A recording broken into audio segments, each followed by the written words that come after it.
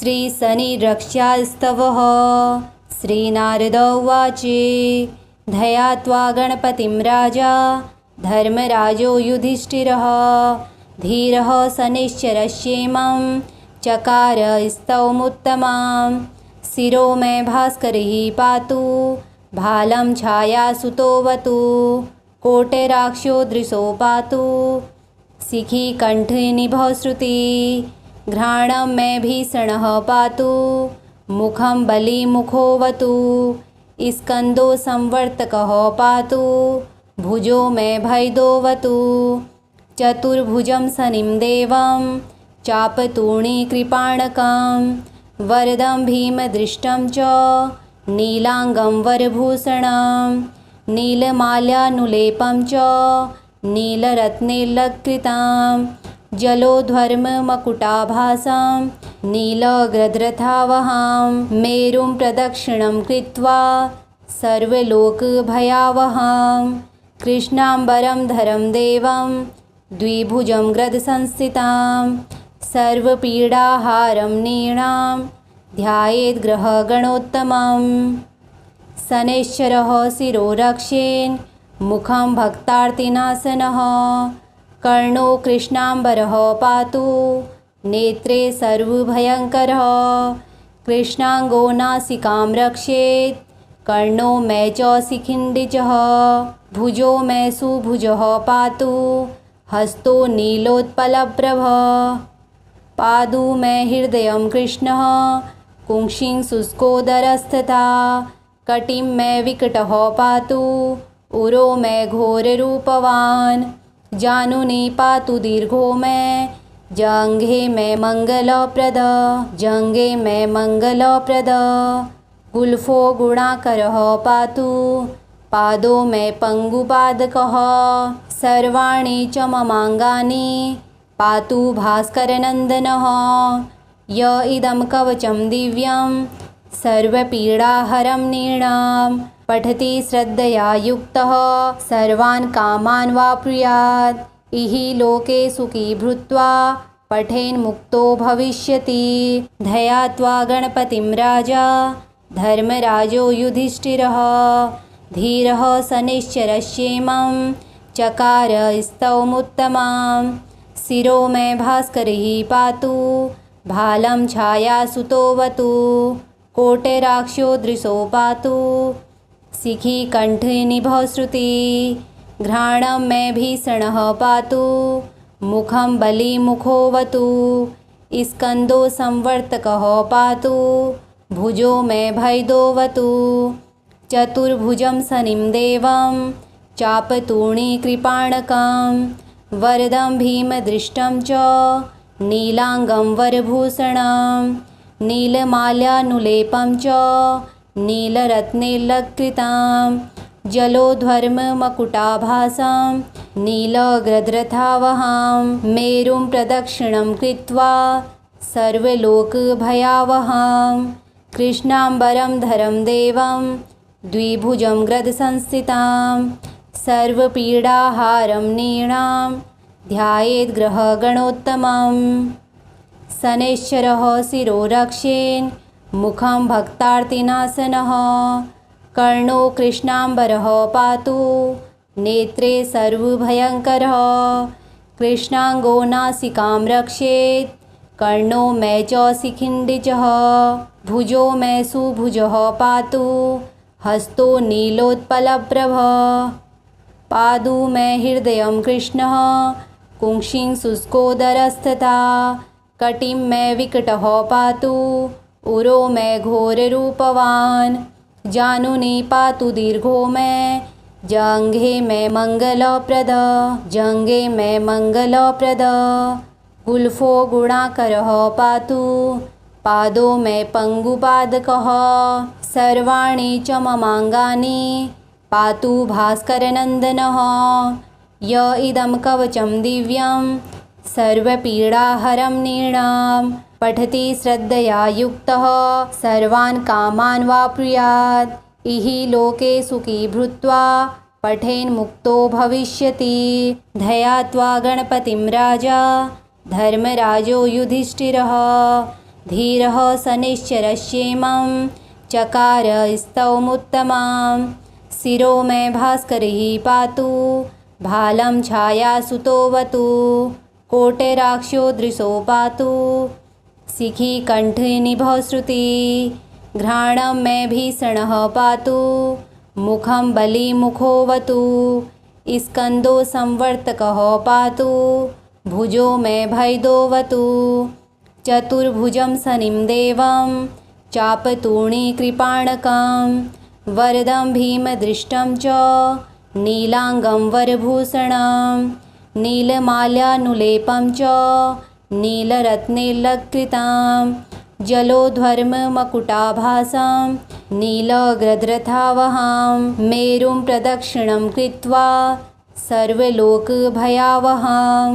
कृष्णाम्बरं धरं देवं द्विभुजं ग्रदसंस्थितां सर्वपीडाहारं नीणां ध्यायेद्ग्रहगणोत्तमं शनैश्चरः शिरो रक्षेन् मुखं भक्तार्तिनाशनः कर्णो कृष्णाम्बरः पातु नेत्रे सर्वभयङ्करः कृष्णाङ्गो नासिकां रक्षेत् कर्णो मे च शिखिण्डिजः भुजो मे सुभुजः पातु हस्तो नीलोत्पलप्रभः पादु मे हृदयं कृष्णः कुंक्षिं शुष्कोदरस्तथा कटिं मे विकटः पातु उरो मे घोररूपवान् जानुनी पातु दीर्घो मे जङ्घे मे मङ्गलप्रद जङ्घे मे मङ्गलप्रद गुल्फो गुणाकरः पातु पादो मे पङ्गुपादकः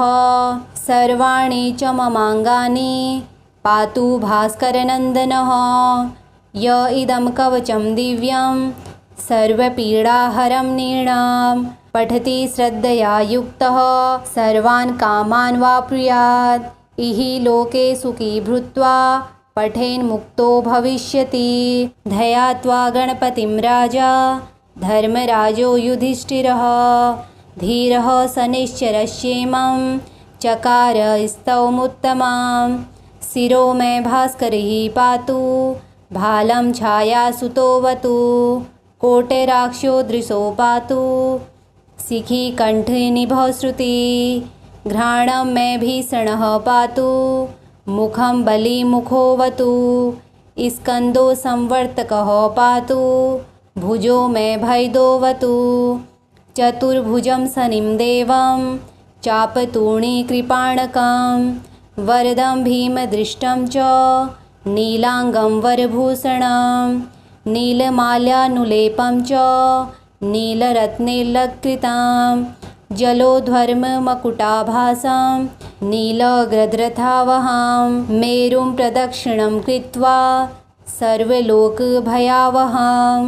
कृष्णाम्बरं धरं देवं द्विभुजं ग्रदसंस्थितां सर्वपीडाहारं नृणां ध्यायेद्ग्रहगणोत्तमं शनैश्चरः शिरो रक्षेन् मुखं भक्तार्तिनाशनः कर्णो कृष्णाम्बरः पातु नेत्रे सर्वभयङ्करः कृष्णाङ्गो नासिकां रक्षेत् कर्णो मे च शिखिण्डिजः भुजो मे सुभुजः पातु हस्तो नीलोत्पलप्रभः पादु मे हृदयं कृष्णः कुंक्षिं शुष्कोदरस्तथा कटिं मे विकटः पातु उरो मे घोररूपवान् जानुनी पातु दीर्घो मे जङ्घे मे मङ्गलप्रद जङ्घे मे मङ्गलप्रद गुल्फो गुणाकरः पातु पादो मे पङ्गुपादकः सर्वाणि च ममाङ्गानि पातु भास्करनन्दनः य इदं कवचं दिव्यं सर्वपीडाहरं नृणां पठति श्रद्धया युक्तः सर्वान् कामान् वाप्नुयात् इहि लोके सुखी भूत्वा पठेन्मुक्तो भविष्यति। ध्यात्वा गणपतिं राजा धर्मराजो युधिष्ठिरः धीरः शनैश्चरश्येमं चकार स्तौमुत्तमां शिरो मे भास्करिः पातु भालं छायासुतोऽवतु कोटिराक्षो दृशो पातु शिखी कंठे निभः श्रुति घ्राणं मे भीषणः पातु मुखं बलिमुखोऽवतु स्कन्दो संवर्तकः पातु भुजो मे भैदोऽवतु चतुर्भुजं शनिं देवं चापतूर्णीकृपाणकं वरदं भीमदृष्टं च नीलांगं वरभूषणं नीलमाल्यानुलेपं च नीलरत्नैलकृतं जलोध्वर्ममकुटाभासं नीलग्रद्रथावहं मेरुं प्रदक्षिणं कृत्वा सर्वलोकभयावहं कृष्णाम्बरं धरं देवं द्विभुजं ग्रदसंस्थितं सर्वपीडाहारं नीणां ध्यायेत् ग्रहगणोत्तमं शनैश्चरः शिरो रक्षेन् मुखं भक्तार्तिनाशनः कर्णो कृष्णाम्बरः पातु नेत्रे सर्वभयङ्करः कृष्णाङ्गो नासिकां रक्षेत् कर्णो मे च शिखिण्डिजः भुजो मे सुभुजः पातु हस्तो नीलोत्पलप्रभः पादु मे हृदयं कृष्णः कुंक्षिं शुष्कोदरस्तथा कटिं मे विकटः पातु उरो मे घोररूपवान् जानुनी पातु दीर्घो मे जङ्घे मे मङ्गलप्रद गुल्फो गुणाकरः पातु पादो मे पङ्गुपादकः सर्वाणि च ममाङ्गानि पातु भास्करनन्दनः य इदं कवचं दिव्यं सर्वपीडाहरं नृणां पठति श्रद्धया युक्तः सर्वान् कामान् वाप्नुयात् इहि लोके सुखी भूत्वा पठेन्मुक्तो भविष्यति।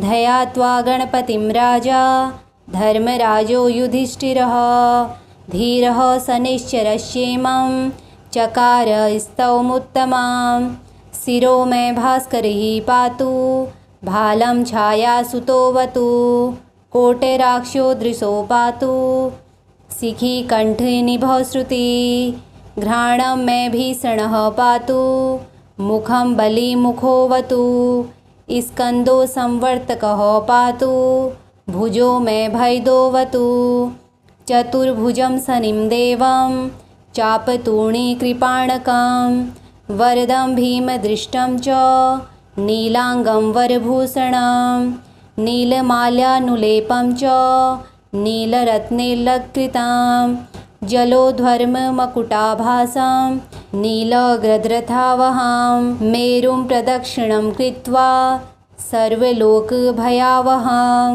कृष्णाम्बरं धरं देवं द्विभुजं ग्रदसंस्थितं सर्वपीडाहारं नृणां ध्यायेत् ग्रहगणोत्तमं शनैश्चरः शिरो रक्षेन् मुखं भक्तार्तिनाशनः कर्णो कृष्णाम्बरः पातु नेत्रे सर्वभयङ्करः कृष्णाङ्गो नासिकां रक्षेत् कर्णो मे च शिखिण्डिजः भुजो मे सुभुजः पातु हस्तो नीलोत्पलप्रभः पादु मे हृदयं कृष्णः कुंक्षिं शुष्कोदरस्तथा कटिं मे विकटः पातु उरो मे घोररूपवान् जानुनी पातु दीर्घो मे जङ्घे मे मङ्गलप्रद गुल्फो गुणाकरः पातु पादो मे पङ्गुपादकः सर्वाणि च ममाङ्गानि पातु भास्करनन्दनः य इदं कवचं दिव्यं सर्वपीडाहरं नृणां पठति श्रद्धया युक्तः सर्वान् कामान् वाप्नुयात् इहि लोके सुखी भूत्वा पठेन्मुक्तो भविष्यति।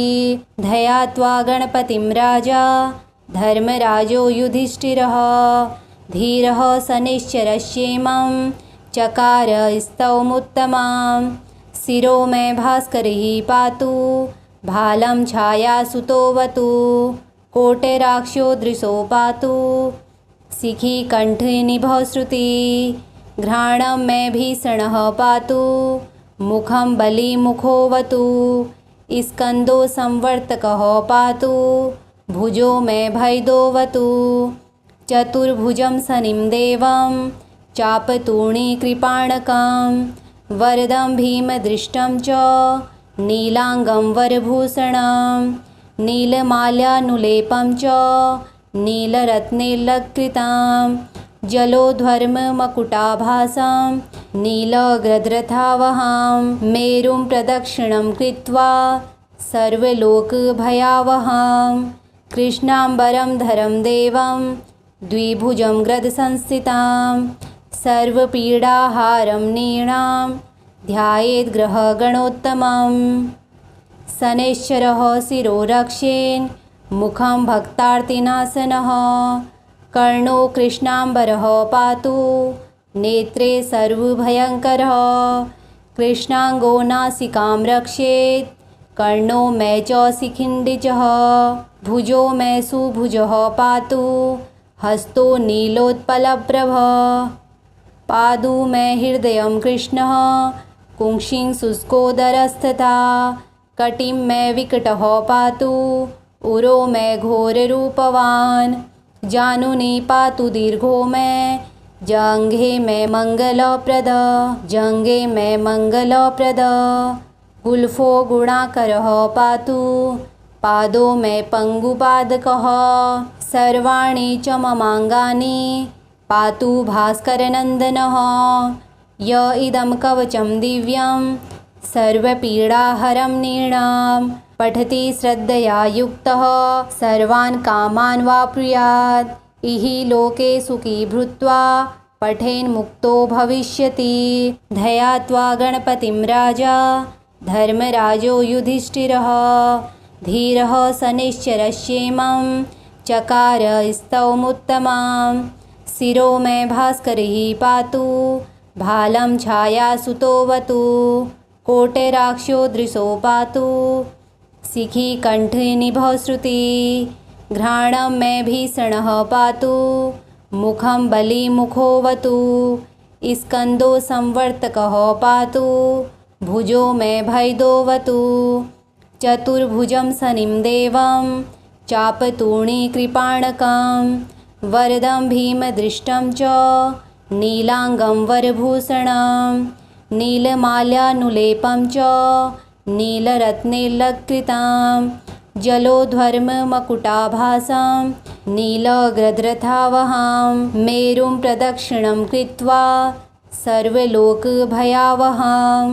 कृष्णाम्बरं धरं देवं द्विभुजं गदसंस्थितां सर्वपीडाहारं नृणां ध्यायेद्ग्रहगणोत्तमं शनैश्चरः शिरो रक्षेन् मुखं भक्तार्तिनाशनः कर्णो कृष्णाम्बरः पातु नेत्रे सर्वभयङ्करः कृष्णाङ्गो नासिकां रक्षेत् कर्णो मे च शिखिण्डिजः भुजो मे सुभुजः पातु हस्तो नीलोत्पलप्रभः पादु मे हृदयं कृष्णः कुंक्षिं शुष्कोदरस्तथा कटिं मे विकटः पातु उरो मे घोररूपवान् जानुनी पातु दीर्घो मे जङ्घे मे मङ्गलप्रद